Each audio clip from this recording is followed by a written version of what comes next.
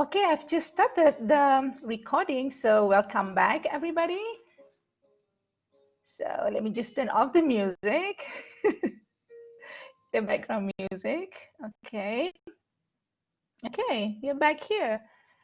So again, the second session of the workshop is supposed to be the continuation of what we did on Monday, and also to follow up on a few questions that I received from people as well. So again, before we start, just to go over the basic administration issues. If you have some problems logging in, if you have some problems hearing the volume or watching the video, just try to log out and log back in. And again, like I said, try to use Chrome browser because Blackboard is known to work very, very well with Chrome. And another thing is that since I want to make this session very informal so that people can participate in the discussion, so everybody's mic is basically on.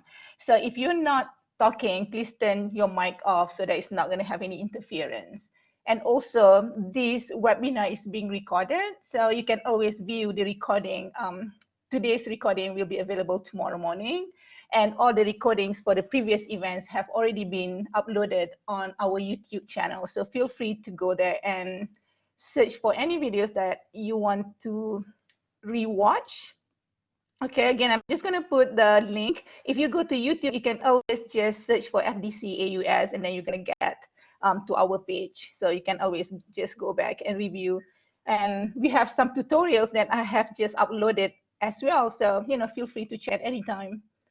Okay, a few stuff that I want to go over today. I know that we have quite a lot of agenda items on the agenda, so I'm hoping that we can fit everything in within the 1 hour frame. If not, if I go a little bit over time, feel free just to leave. If you have something, don't worry about that. So I have 2 or 3 follow-up questions from Monday's session. So somebody actually sent me an email asking about calendar, if we can make the best use of calendar on island itself. Yes, so I'm going to show that later on. I'm going to go to my page, my home page for my class, and I'm going to show you how to use the calendar. And then a few people actually asked about recording on Blackboard Collaborate Ultra as well. So I'm going to go over that again one more time. And also I'm going to show you exactly where to find the recordings. And in terms of course availability, how to make your course available to the student, because we should be doing that very, very soon. So I'm going to show that as well. So in addition to the follow-up questions, I'm going to go over assessment and feedback in terms of how to create assessment, how to create feedback as well.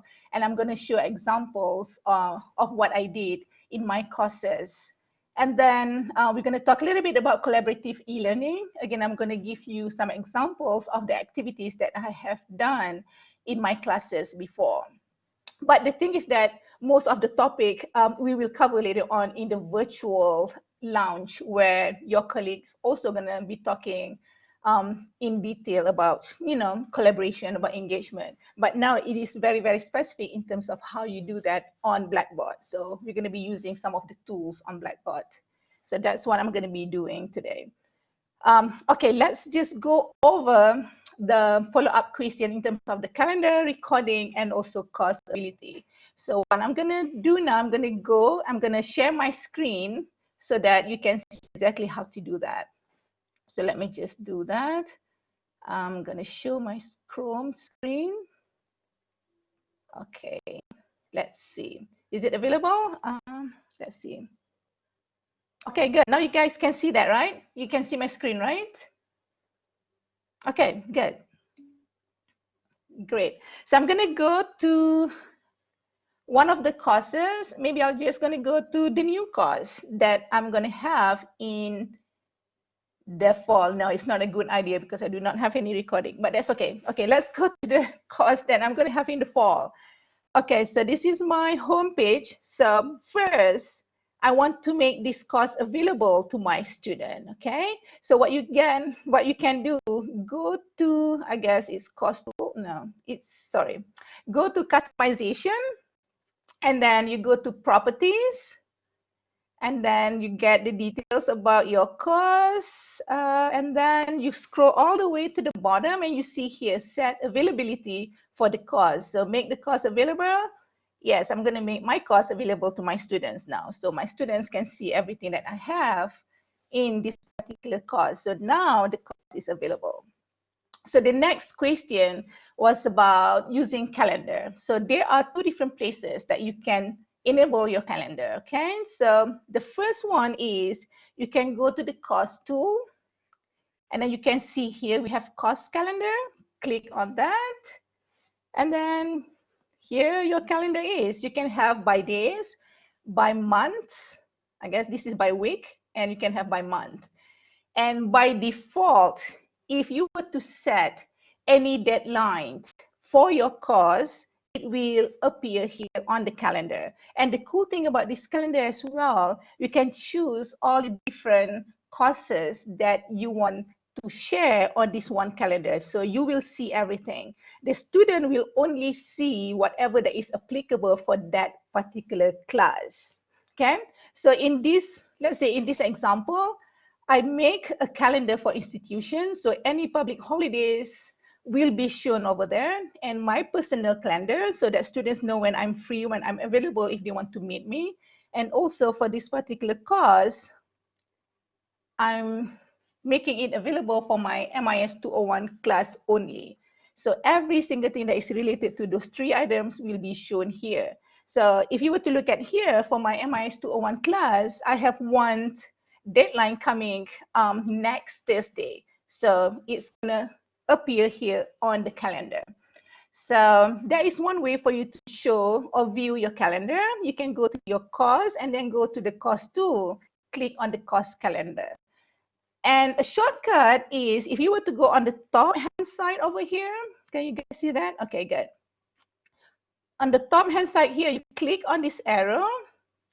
Now you can see here, there's another way to access your calendar. You click that, now it's even nicer because you have the homepage calendar. So again, it's basically the same thing.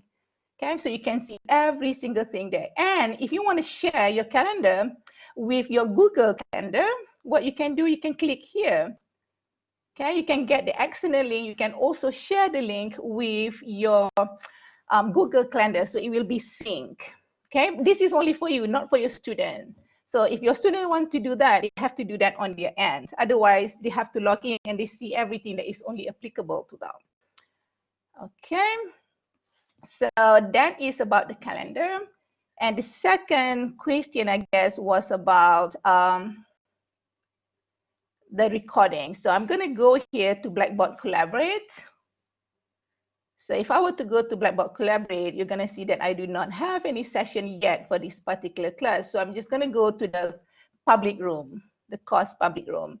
So if I were to go here, let's say I'm joining the course. Even before I join, I can always set up the recording as well. So let's say I'm joining the course. I'm joining the course room. Okay. I should not join, but okay, let's say I joined. Now I go to setting. I can go to the session setting.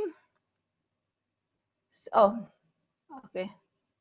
Now, see, I made a mistake here. Sorry. I should not log in. So, oops, sorry about that. Okay, I should not log in here. I should just go here and see the setting.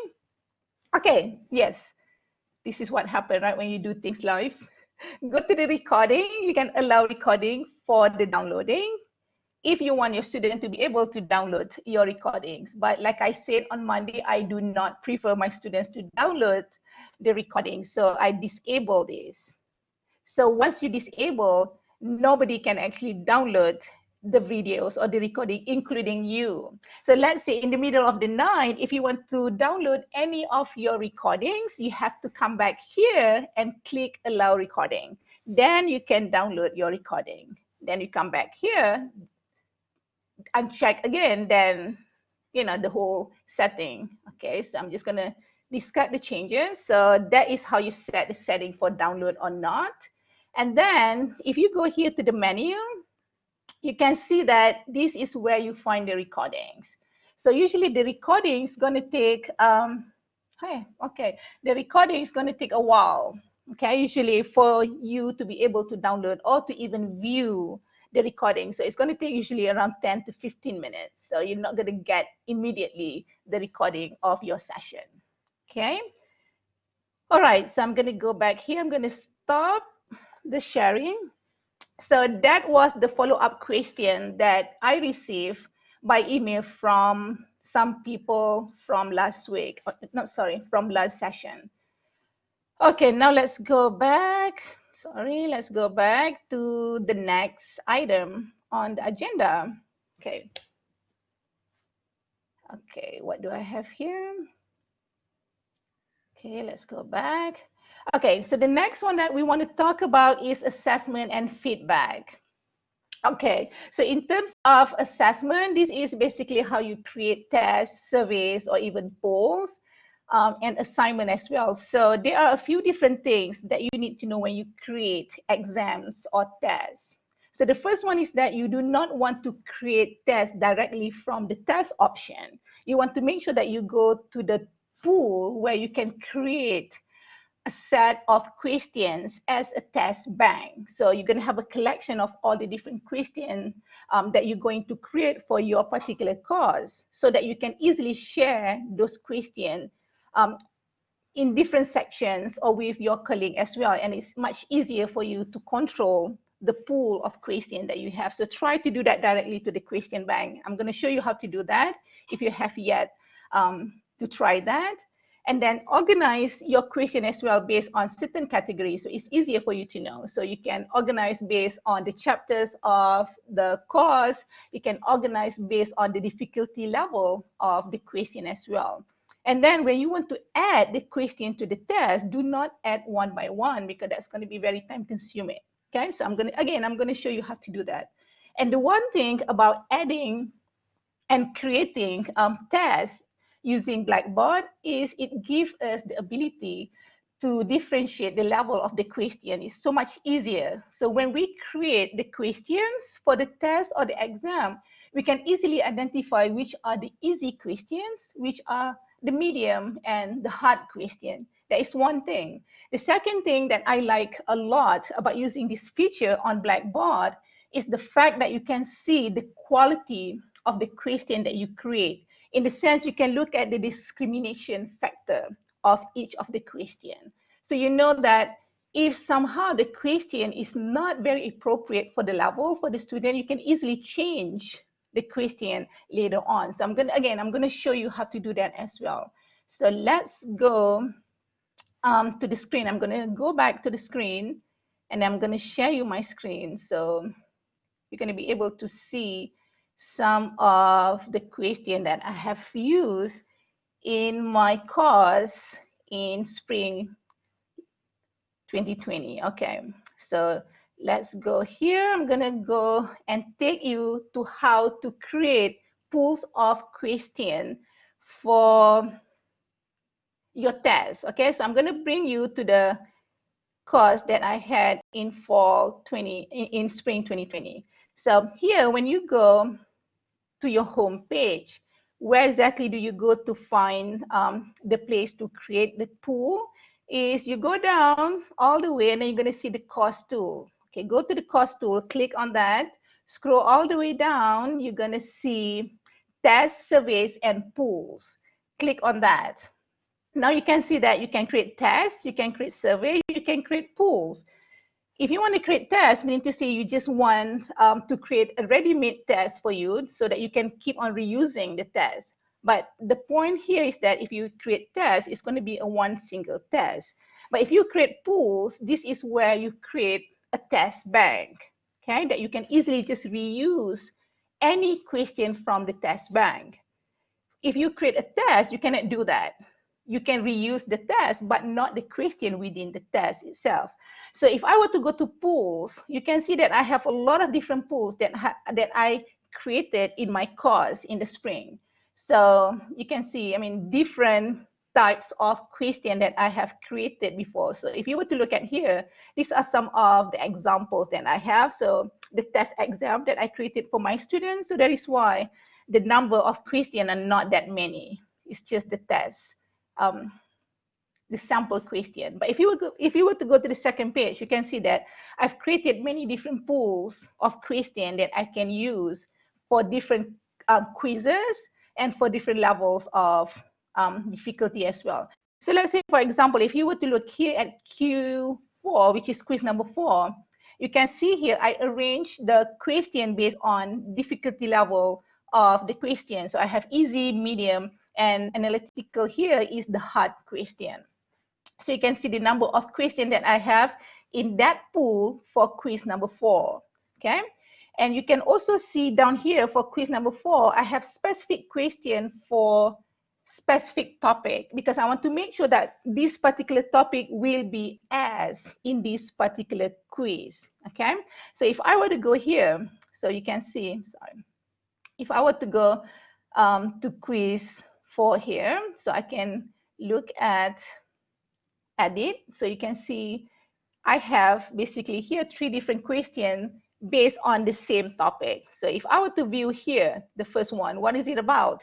This is about IoT, and I asked the student to apply the concept of IoT to McDonald's. So that is the first one, IoT to McDonald's.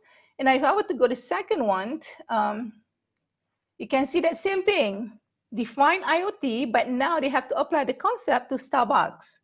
And the third one to another company or to another case. So in this case, I want to make sure that every single student will have this question, but it's going to be a little bit different. Depends on who they are in the sense. So you can control so many different things. So this is the cool part of having the pool or the test bank.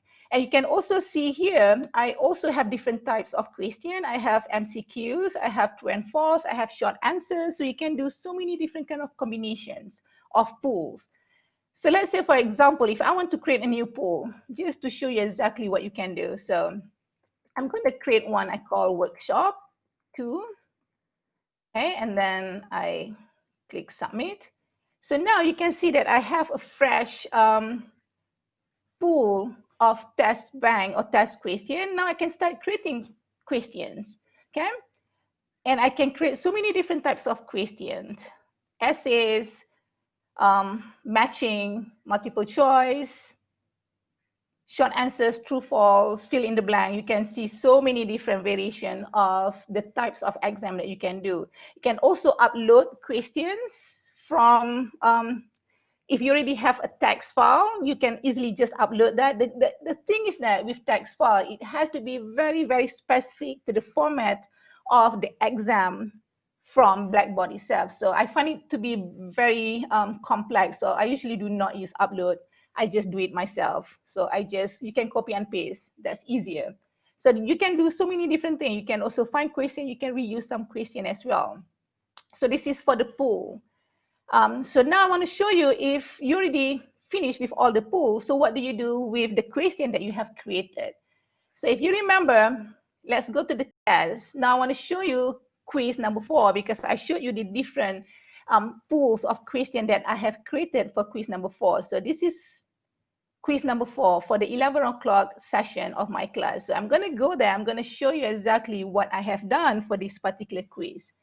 So I have 21 questions altogether for this quiz.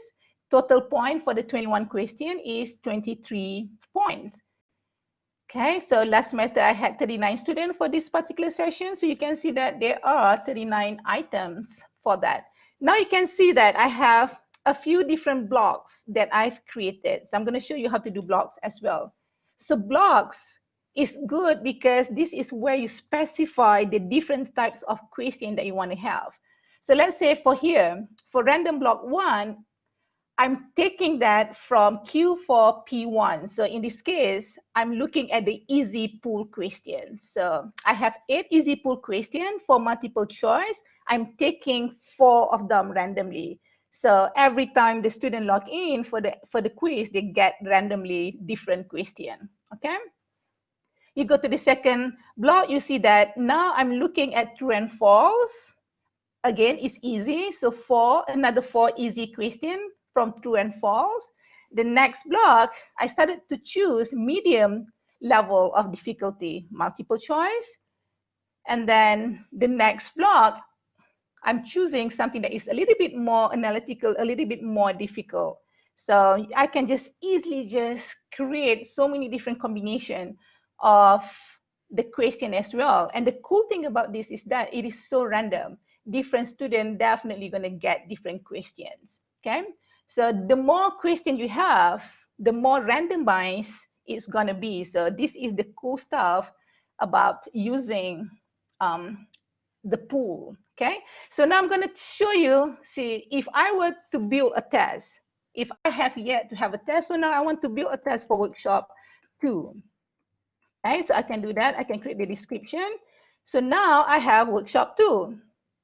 So I can create a question, but we do not want to create question because we want to use from the blocks, okay, from the pool. So this is where you go. Click on reuse question. You can create question set or you can create random block. Either one of them is good. The difference, the main difference is that if you want to use create question set, this is the best option. And the reason for that is because you can easily share this with your colleagues. So let's say if I want to share this with Mohammed, I can share my test with Mohammed. It's easy to do that. Okay. If I were to create random block, I cannot do that. I can only share that for myself. If I have different session, then I can do that, but I cannot share with somebody else. Okay. So that's one of the biggest difference.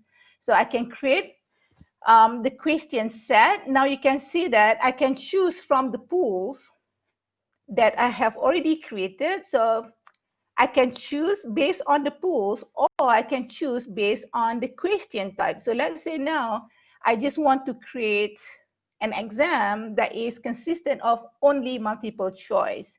So I click multiple choice, and now you can see that I'm taking it from all the pools. Now you can see all the multiple choice questions from all the pools that I have created so far. Now you can choose. You can choose all of them. You can choose to take 4 of them, 5 of them. It's up to you. So it is so much easier now because everything is so systematic. Or you can choose specific pool that you want to look at as well. So this is basically up to you. Okay. Any questions so far? I know I'm talking so much. Are you guys following me? Okay. I guess so. Nobody see anything. Okay. Okay, good. Let's go back here. Okay, good. So let's go back here. So now you already have the test created. So how do you deploy the test? So once you have the test, it doesn't mean that it has been deployed. So now if you want to deploy the test, you have to go to quizzes and exams. Now you can start to deploy the exams or the quiz. So you can go here to assessment, click test. Now you can choose from the list of tests that you have created. Okay, so this is the beauty of having created tests early on. Okay, not directly here. So let's say I want to take workshop, I will not. Okay, let's say we take this one. Now I have new quiz and I can set up so many different things. So this is some of the stuff that you have to see here. If you want to put a timer or set in advance when the test will be available for the student, you can do that as well. In order for you to do that though, you have to make sure that for the first option, make available to student, you have to click yes. If you click no, you have to manually enable the test. If you click yes, then it will automatically be enabled when you set the timer. So as you schedule, it will be available automatically. Okay. Usually what I do for multiple attempt, I usually allow 2 attempts instead of 1. The reason for that is because you have to understand we will have some issues with connection. I mean, we know that students might have issues with connection as well. So usually I allow them 2 attempts so that if they fail the first time, they can always try the second time, and it will always going to be random for the question if you were to set it to be random. Forced completion, I do not recommend to use forced completion. The reason for this is because if students were to have any technical difficulty during exam, they're not going to be able to come back in. And then they have to contact you, and then you have to do a lot of setup. So you don't want to just, make everything more complicated. So do not use forced completion. Set timer. Yes, I usually set timer for the quiz. For my quiz, usually it's only 20 minutes. So I set it up to be 20 minutes. And then I make it auto submit. Some people do not want to do auto submit, but I do auto submit. But you have to tell the student upfront, if the time is up, no matter what, it will just auto submit the whole thing. They have no other options. So they have to be very prepared and ready to submit the work. And I want to schedule the test, so I can always schedule the test here when you want it to be enabled, when you want to a student want to take the quiz, then you can do that. This is where I mentioned earlier, you have to make sure that test has to be available in order for you to use the scheduler. Okay, what else is important? Password, you can use password, but you don't have to. Okay, this is also very important if you have special students in your course that requires extra time, or they need some other help, some other exception. So you can always add students with exception here. Okay, you can choose from the list, and then you can create whatever exception that you want to give for this particular student. Okay, and another thing that is also very important here is in terms of feedback. When do you want to give the feedback to the student? Especially if this is multiple choice, true and false, where it is autocorrect by the system, you want to make sure that you do not reveal the right answer immediately. You want to make sure it will only be revealed when everybody submitted or when everybody have done the quiz. So because of that, so you want to make sure that after submission, when you click after submission here, you only click score per question. That's it. You're not going to show the answers. You're not going to show your feedback, nothing. Once everybody is already done, then you can come back here and click on whatever that you want to share with them. But again, in order for feedback to appear, to be seen by the student, this particular quiz has to be enabled. So it has to be available to the student. Otherwise, students not going to be able to see the feedback. And in addition to the randomized question that you already have earlier in the pool when you create the question, and also when you create the test, you can also randomize the question here. For every test attempt, it will be randomized. So you have double or triple ways of randomizing the test as well. Okay, so that is the test. What else do I need? Feedback for the test. If you want to see, or if you want to grade the exam after everything is done, let's say, or if you want to see the performance. So let's say, because we did quiz number 4, so I want to show quiz number 4. Just one second. Does anybody have question here? Oh, yes. Thank you, Raja. Prohibit backtracking. Yes, if you want to prohibit backtracking, meaning to say that you do not want students to go back and forth, you can check on the option to prohibit backtracking. I usually do not do that because I just want to be more flexible so students can go back and forth. But again, it's totally up to you. If you want to prohibit that, please tell the students in advance, because otherwise it's going to be something that is not very convenient for them. So tell them exactly what are they supposed to expect from the quiz itself. Okay. Anything else that I miss here? Raja, Muhammad, anything else that I miss? Okay, if not, okay, thank you. So let's go here. I'm just gonna show the item analysis for this particular quiz. Okay, so if I have yet to run this quiz, then I have to run this quiz. So I cannot look at the analysis. But let's take a look at exam 1 that I have already created. So Cindy have shown this yesterday, but I just want to go over them a little bit in terms of understanding what it means once the result is already out. So you can see here, you can look at in terms of discrimination. I can see that I have 10 good questions and 1 very poor question. And in terms of difficulty, I have 5 easy and 6 medium. So now I know that I have 1 poor question, which is this one.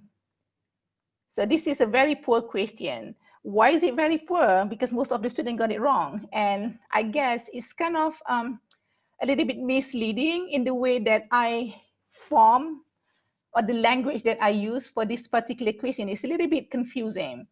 One way to analyze this in terms of discrimination is to make sure that it is consistent throughout. So all the different questions that you use has to be consistent. So if you have a student that are very, very good, those students has to be able to answer this question. So you do not want to be one question where the smart student cannot answer and the not so performing student can do very, very well. So it doesn't mean, it shows that there is something wrong with the question that you've created. Everything should be very consistent, meaning to say that a good student should always be able to answer almost all the questions. So they're going to look at analysis in terms of performance of the good student versus not so good student as well. And then they're going to start looking at the variation. So that's where you get the analysis for discrimination for the types of question that you use. So I usually use this quite a lot to go back and look at the question that I have created, especially in terms of the way that I form the question itself, because sometimes, question could be very easy for us, but somehow nobody in the class get it right, or maybe 1% get it right. So there must be something wrong with that question. So that is about that. Okay. Anything else that I miss? Okay, let's go back and see what else do we need or do we have here. Any questions so far about the question and the feedback? Okay, the feedback. Okay, let's go. Can I ask a question? Yeah, yes, please. Okay. So now I've never, yes, I saw it with Cindy, this analysis in a test, but at the same time, I wanted to ask, is it you who defines an easy question and a medium question and a hard question, or is it iLearn that does that? Okay, there are 2 different types. If you see when I created the pool of question, I define my own level of difficulty, easy, medium, and hard. But once the test has been done, iLearn will do the analysis itself. From there, you're going to get an idea whether whatever that you felt as easy, whether it's really easy or not. So it will be reanalyzed by iLearn, and then they're going to categorize and label each of the questions based on the performance of the students, overall performance of the students. Yeah. So that is always it's based on the performance of the student. Your whatever you named as easy or medium, etc. Right. And basically, you divide them into these categories based on the type of question. I see, like whenever there is analysis and synthesis, then you call that more of a difficult question. But if it is an MCQ or a true false, then usually it is an easy question, right?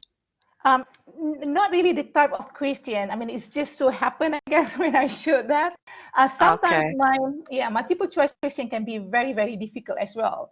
Because usually you're always going to add one distractor, I suppose, to make it very, very close to the right answer. Otherwise, people can always use, I guess, the process of elimination, and you don't want people to do that guessing game. True. So yeah, in my case, I always try not to make sure that students not going to be able to guess, so they still have to think. If that is the case, then I label that question as difficult. Okay. If not, if they can easily just use elimination process, that is very easy. Okay, great. Thank you. Thank you. Okay, let's just go back, I guess, very quickly in terms of feedback. So feedback, in addition to using rubric, you can also give your own personal feedback as well. feedback for exams. Let's say, for example, for exams, I usually do not use rubric for exam because my exams are always short answers or essays. So let's say I want to go and grade the exams. I have to go to the grade center, click on the full grade center, or click on assignment, click on test, whatever that you want to look at. Okay, and then I'm just gonna go, let's say. So for the new faculty who have yet to use this feature, so let's say for final exam question, I'm just gonna go back a little bit here. So let's say in this case, for quiz, it's pretty much easy. Okay, so let's say for final exam, what I can do in order for me to grade, I can grade directly here, grade attempt. I can grade by questions. I usually grade by questions so that it's going to be very consistent. So I'm going to grade one question at a time.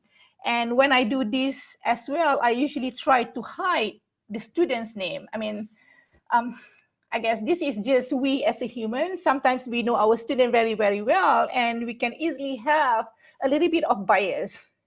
We're going to be a little bit easy for those students that we know very well, and so on. So to avoid from having any kind of biases, I usually grade all the exam with the name hidden so that everybody is going to be treated the same.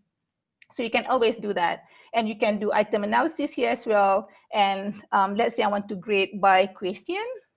So I can grade by question here. So I'm going to look at the different set of question.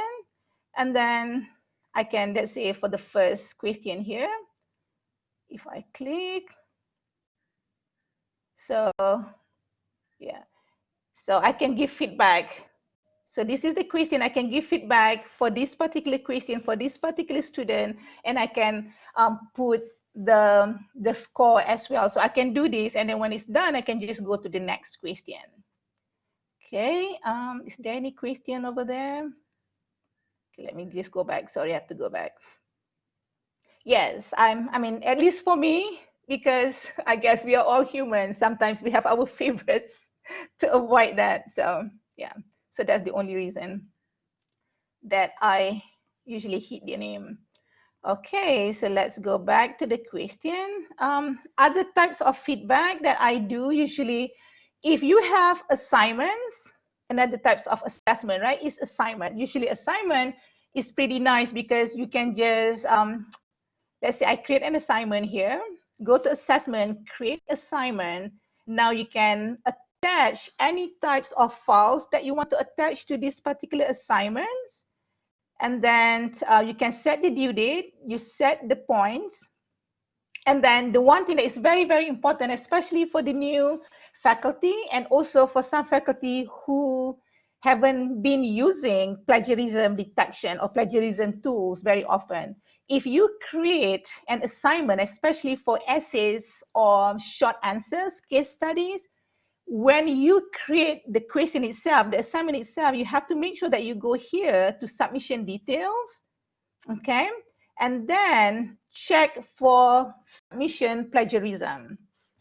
Without checking this, what's going to happen is that it will not automatically check for plagiarism. Then it's going to be troublesome for us because we have to go back and do that one by one. So I do not like to do that. So before, when you are setting up the assignment itself, make sure that you come here and click on check for plagiarism. This is a new feature that they changed about a year ago. Some people, I guess, so used to using the Save Assign, but Save Assign directly will not check unless it is checked here when you create the exam itself or when you create the assignment itself. So make sure that this is the one thing that you do not forget to click. But somehow, let's say, for example, you already created the assignment, students have already submitted the work, and yet you suspect a student plagiarized their work. You can still do that manually though. So you have to go down here, again, go to the course tool, go all the way, and then you can see here, Save Assign. You can still do this, go to Save Assign, but now you have to use the direct submit. Okay, you click the direct submit. Now you can upload the specific files that you want to check for plagiarism. But like I said, it's very inconvenient because you have to do that one by one instead of making that automated when you create the assignment itself. So this is the new change that people might not be aware when they make the changes. Okay, so I guess I covered both the assessment, how to create assessment, and also how to grade, and also feedback. Okay, another way to do feedback. I see a question here. Is it Isra? Yes. Yes, hi Norita. I just have a Hi. question. Hi, regarding the assessment. I know that you went through the date and the time for the quiz or exam. I know that it created kind of confusion among some of us, because if you have the time, or let's say a quiz, you have 20 minutes for the quiz, and then you set the time. Let's say between يعني 2 o'clock and 20 past 2. A student can actually start 5 minutes anytime, exactly, Yes. and take the 20 minutes. And for the Yes. exam, it could be 1 hour, it could be 2 hours. Yani if the exam is from 2 to 4, for example, they can start at 4 o'clock and finish at 6 o'clock. So this Yes. kind of created a problem, because then many students, they can arrange that where some of them are already done, and they can, you know, communicate, and they know the questions, even if it is not exactly the same with the same numbers, but at least, يعني, and I don't know how to go, you know. I understand what you mean. Yes, Yeah. Isra, the one way for you to do that, if you want to make sure that everybody take the test at the same time, you have to tell them. They have to start the test at the same time. Let's say if you say 2 o'clock, everybody have to start at 2 o'clock. Then what you're going to do, 1 minute after that, you're going to disable the link. Nobody can log in and take the test after that. Yes. So you have to Yes. do that manually. Or Yes. if you want to use the timer, just put 1 minute. So you're not going to open that for the whole duration of the test. You just open that for 1 minute. So within that 1 minute frame, everybody have to log in. Yeah, yeah, that's right. And one more thing we had a problem with is like diagrams or graphs. It is there only for some time only if we do the restrictions, if we apply the restrictions. I cannot remember exactly now. It's been since the spring semester, but I remember there was an issue. So anyone who has like diagrams, they need to check this point before they use the restrictions for the time. Yani, I think it uses the time there in the exam that you set, and after that, the students cannot see diagrams. You know? Okay. So this Yeah, is the diagram that's supposed to be part of the exam, is it? yeah, Okay. true. Yeah, what you can do, you can insert or attach the diagram within the question itself. Put that as an attachment. So it's not gonna be gone once the time is up. So it's always gonna be there as long as the exam has been started until time is up. So attach that within the exam itself. So when you create the question, okay, do you want me to show you how to do that? So let's say if I were to go, I'm just going to go to one of the exams that I have here. Is this the correct one? Okay, because I do not have attachment here.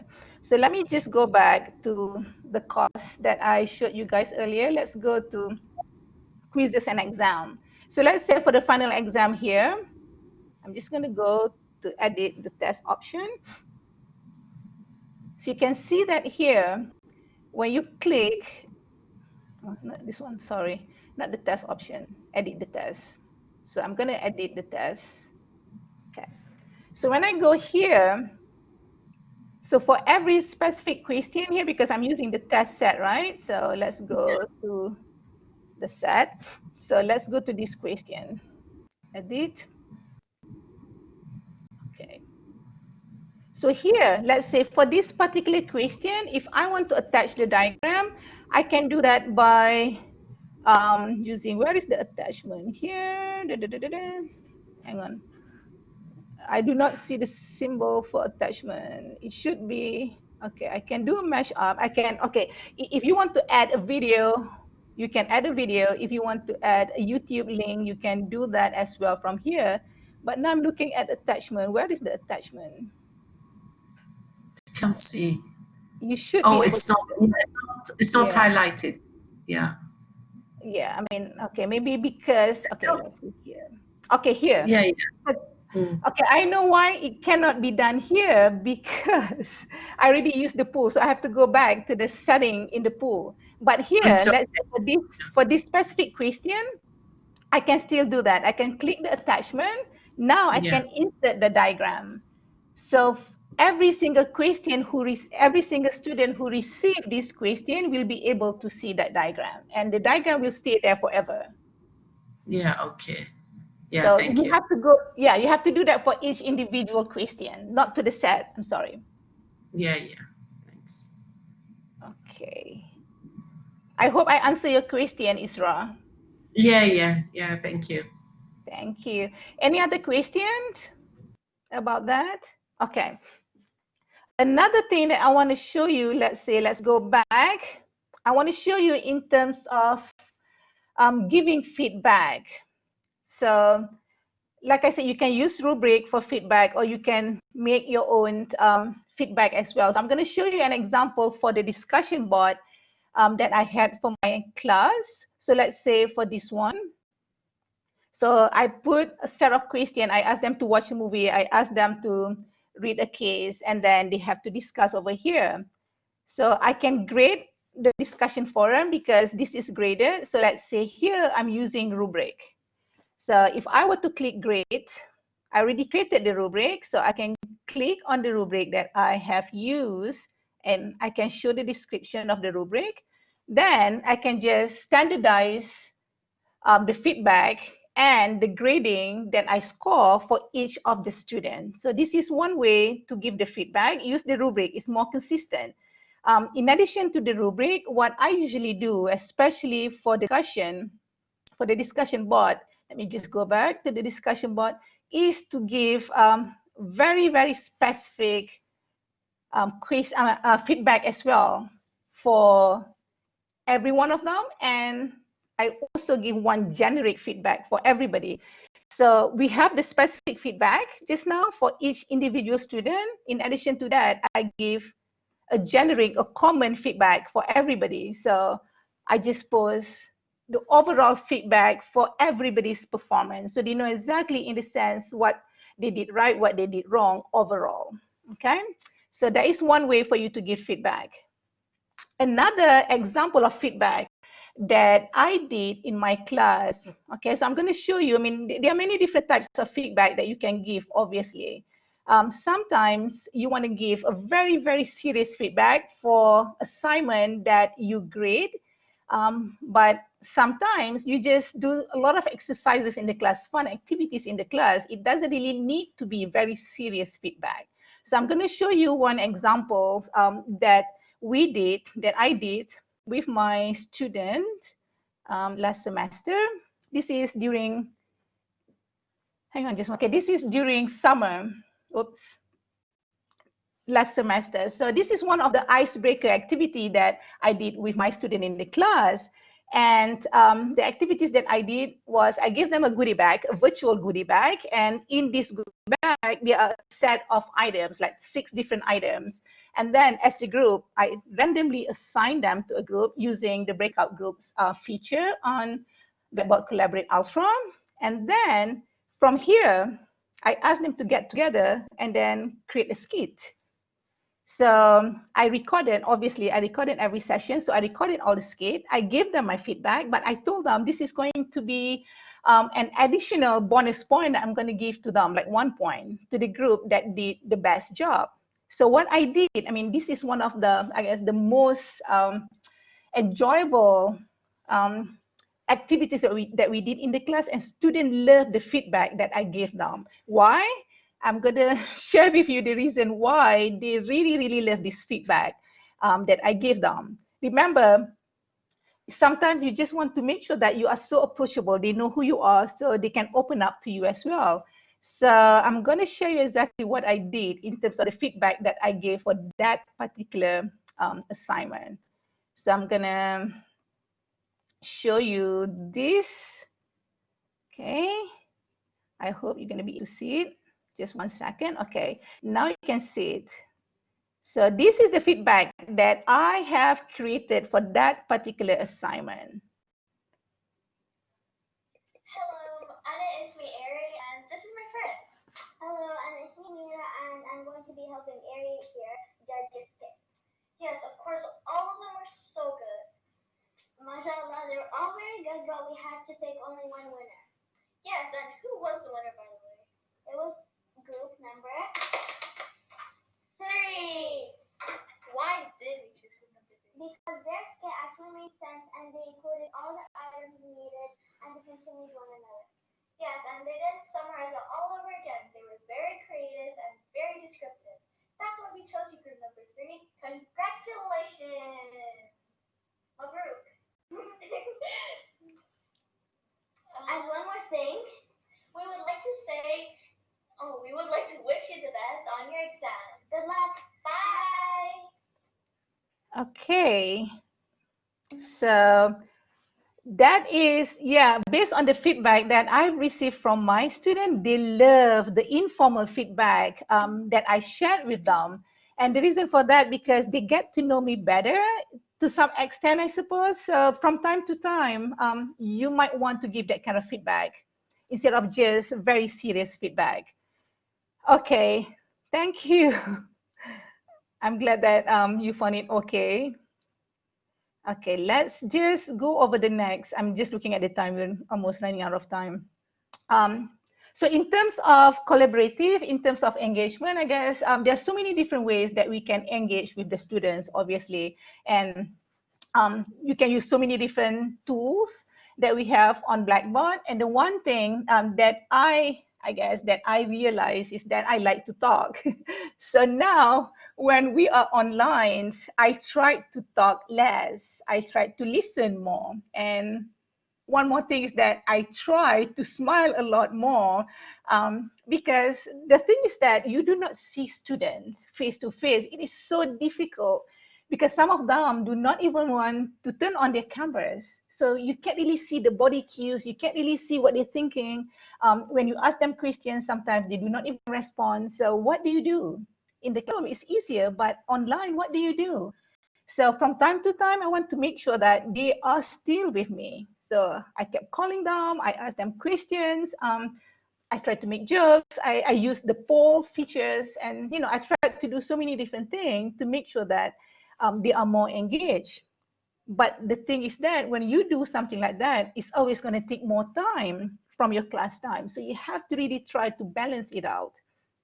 I'm not going to go over the details of the tools that we use because I guess when we have the virtual lounge, some of the speakers definitely going to cover that. But the one thing that, like I said, students can easily just get drifted away when they are online. I mean, you know that. I mean, everybody know that they can easily just go to a place, happy place that, they forget about the class itself. So because of that, usually what I do is that I either give them a listening task. So you tell them that I am going to speak about this particular topic, and then in 5 minutes, I'm going to ask you guys to summarize that for me. So you give them specific tasks so they know that they have to listen to you. So I always do that.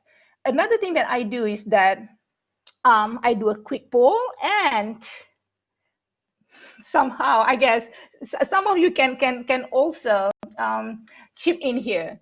You try not to be so monotonous when you speak online, when you teach online. You have to change your voice, you have to change the way that you do stuff in the class. You have to mix and do so many creative things. Sometimes you just have to stand up, jump around, do whatever it is to make sure that you get the attention. Otherwise they're just going to get drifted away. So this is the one thing that I try to do when we have the synchronous class. Um, if you have a more mature student, sometimes it is so much easier for them to be more responsible. So let's say for senior classes or for MBA classes, it is so much easier for us to create activities. The one thing that I always do as well when it comes to trying to maintain the engagement and also the focus level of the student is to use a lot of breakout group, let them work in the group, assign something that is very, very specific. And the thing is that you have to be well structured, because if you're not structured, then students going to get confused. They don't really know what to do. So you can do some class activities together in the class, and then you tell them at the end, before we leave, we are going to see some of the results of your discussion. So some groups will be randomly selected to present the ideas or whatever that you guys have discussed. And for the remaining of the groups, we are going to continue the discussion online on the discussion forum. So by doing that, you include everybody. So they are going to be more motivated to do the assignment that you assign them in the class. And then they know that if they didn't have the opportunity to share or present in class together, they can always share that online.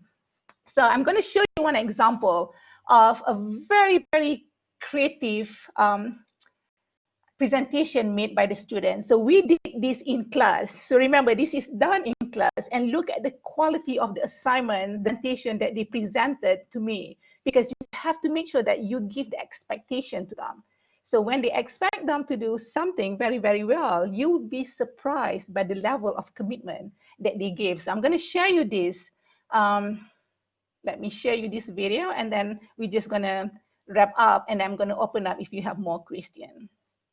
Okay, let's go to this application. Okay.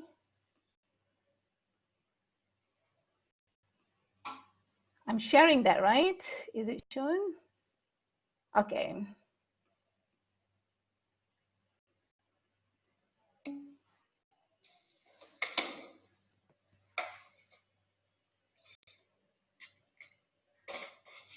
The smell of sanitizer.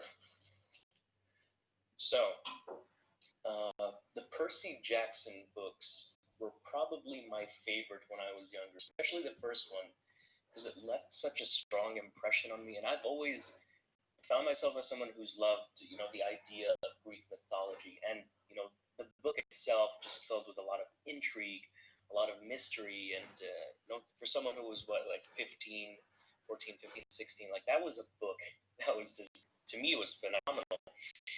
As for a treasured memory, actually, it's this photo of my family. Well, not my whole family, just me and my cousins and a couple of my siblings while we were in the Philippines. It was just something that I keep around with me because it reminds me of home. I can just look at it whenever I feel down, maybe, and I remember I have a family. I remember I have people who are always caring with me, always looking out for me, and I just think that's what's great about it. Hi, my name is Anna. So one of my many favorite books is called The Da Vinci Code. I love this book because I have a great admiration for Leonardo da Vinci, and the subject of this novel is his life and extraordinary work. I also love this book because it combines many of my favorite topics, which includes art, history, mystery, and crime. And the author have tailored the story in a very smart and impressive fashion. As for my most treasured item, many things crossed my mind. However, the thing that I treasure the most is not a physical thing, but rather a set of 3 words. So I ended up capturing these 3 words in these photo frames: forget, forgive, and live. These words serve as a reminder whenever I'm faced with a challenge of life. They remind me to forget the pain, forgive the mistakes, and to continue living. Thank you for watching. Oh. Okay. So I guess that's the end of the presentation. So again, like I said, those are the work done by my MBA student, and you can see the quality of the presentation was really, really good because that was assigned during class time. But obviously, because it's MBA class, we have 3 hours, but they were only given half of the class to do that. So they have to work together as a group. they had to look at the personality of each of the group members, and then they had to be very creative in presenting the specific assignment that I asked them to do. So again, like I said, these are some of the feedback. These are some of the activities that you can do in the class to just make sure that students are a little bit more engaged, during class. Okay, so that is the end of today's workshop. If you have any specific question, any specific items or tools that I miss somehow, if you want me to go over them again, please feel free to just ask me. Or if you want to share any other tips that you use in your class as well, please, please feel free to do that. This should be the place for us to share our ideas. I'm sure that some of you have done amazing, amazing activities with your students. So feel free. Please just share that with everybody here. Thank you so much for the feedback. Norita, if I may ask Yeah. again, Mhm. so that you did to make them come up with such a great video? It was great group work. Yeah. So what was the assignment, and how did you motivate them to put all that effort? Because that was 7.5% of the course grade. I think. Oh, I see. Okay, So I that see. was pretty high. And Yeah, also, the thing that usually, after a while, you're going to get a sense of the spirit of the student. This particular group of students that I had in the summer, they were very, very competitive. So you know that when you have a good group of students, you can basically just push and challenge them. They will do everything just to beat one another.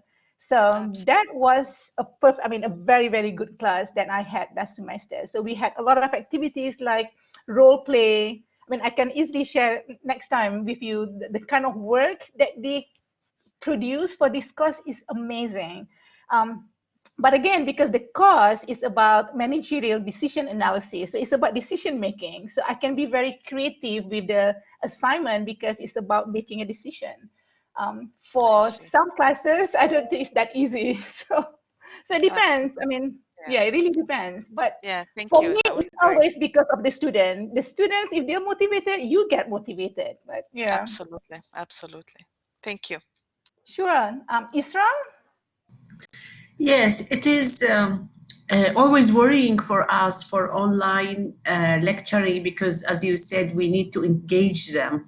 Some of them, Mm-hmm. they go to the kitchen, they make a cup of coffee, and we don't know about it. So I always try to ask them questions and to get the answer. Mm-hmm. But to encourage them more, marks or extra marks can actually uh, do the trick. So I tell them, okay, I'm going to ask you questions, and those who answer, we're paying attention, I can give them. But it's time consuming, and it's not an easy task for us. Mm-hmm. So, if you just tell them, I'm going to ask you about it, then it's not going to be motivating for all Yeah. students. Some the good students will answer, but not everyone. Yep. Yes.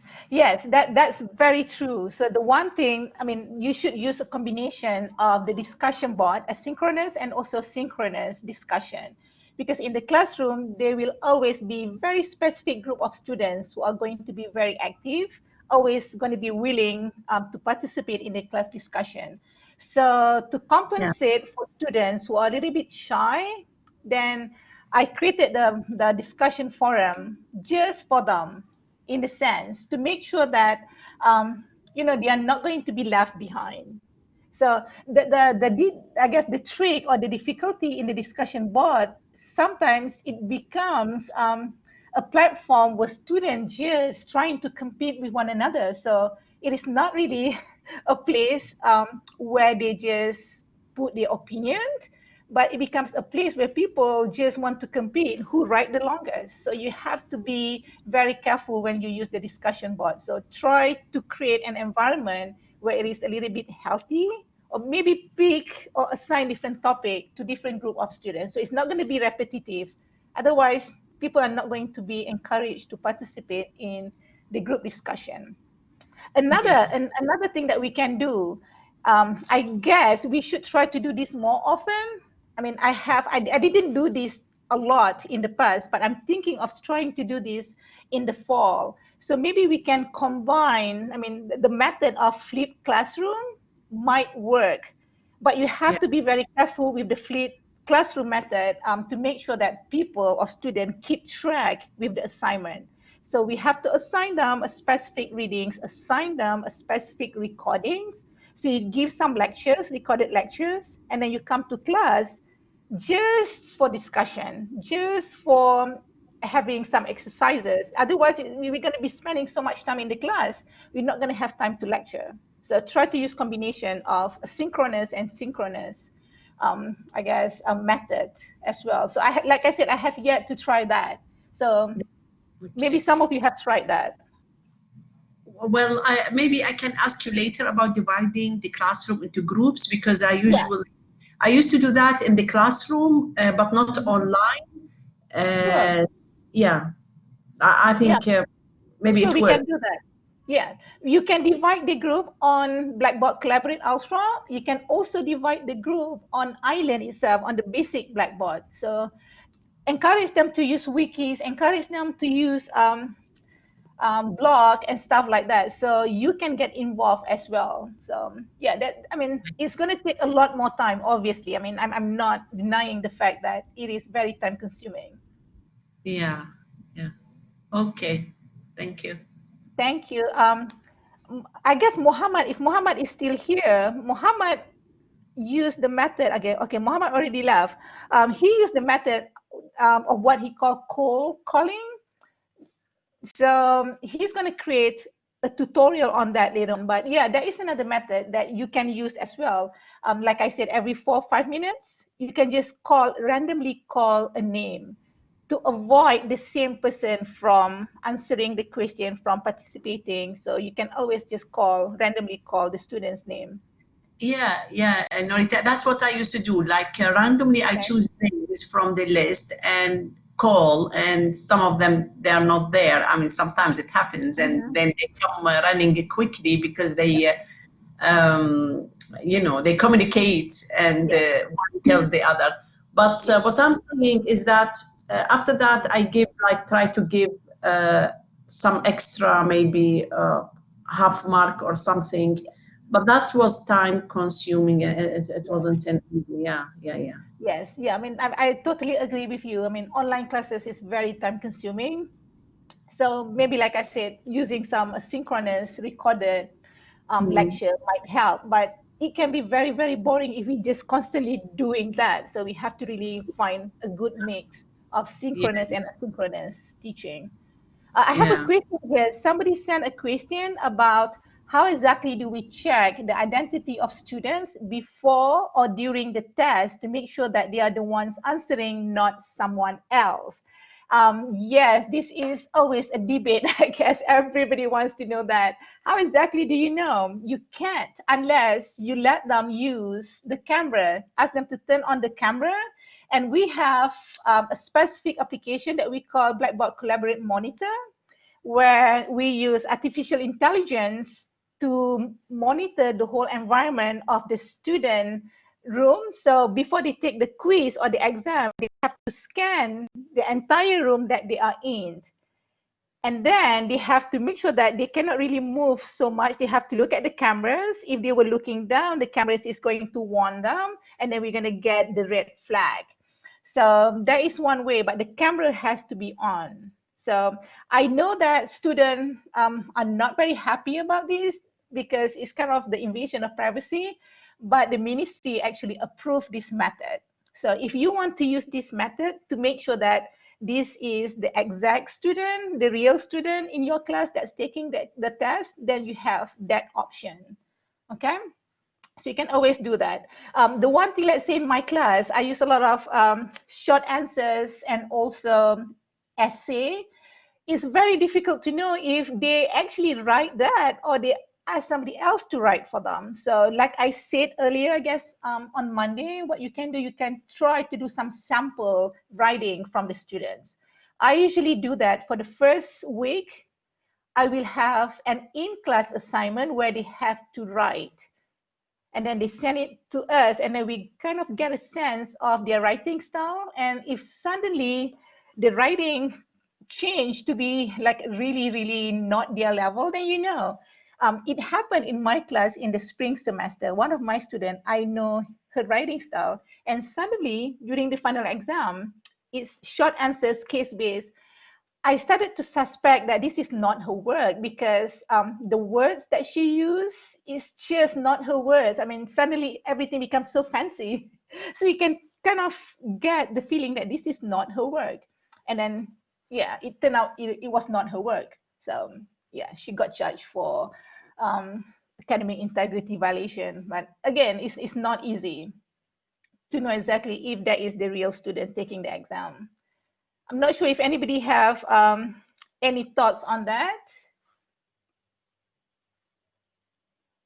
Okay. If not, okay. Does anybody have any other question that you want to ask, or do you have anything that you want to check? I just shared the YouTube channel for FDC, so all the recordings will be uploaded there. So you can always go and check this recording, and also for the previous events as well. And tomorrow, if you are available from 3 to 4 o'clock, we have 3 amazing speakers. They are going to be talking about their experience during the summer semester when we teach fully online for the first time. So yeah, if you're available tomorrow, please join us, because that's definitely going to be, I guess, a very useful and rich conversation tomorrow. Does anybody else have any, I guess, last point or something that you want to share with everybody else? If not, thank you so much, everybody, for being here. Thank you so much for making this a very engaging session. I really enjoyed doing this for sure. And again, thank you so much for being here. If you need any other help, please feel free to just email me, okay? All right, thank you so much. Thank you so much, everybody.